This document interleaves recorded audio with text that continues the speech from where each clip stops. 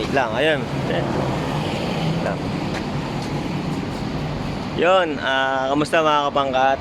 Yan, tagal ko hindi gumawa ng video. Yan, kasi nga, ayun, naging masyadong busy lang ako mga kapangkat. Pero ngayon, ito, babalik ako. Saka babalik kasi, matagal. Dapat December pa ako gagawa ng video ulit mga kapangkat. Pero, mukhang kailangan ko na ulit gumawa ng video, gawa ng, ito, may experience ako kagabi. Kasi, may diniliver ako. May diniliver ako, Binyan to dito sa North Caloocan.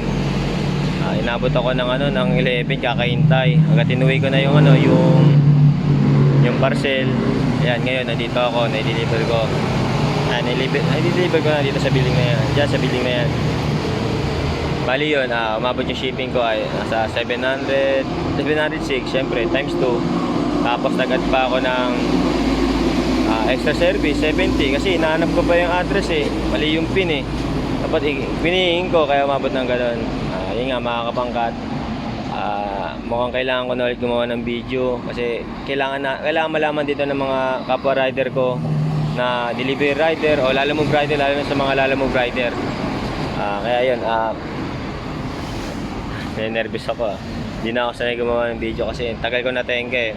Bali yun, nandito ulit si Inomoto. Magbabalik na ulit ang inyong kapangkat, mga kapangkat. Bye bye.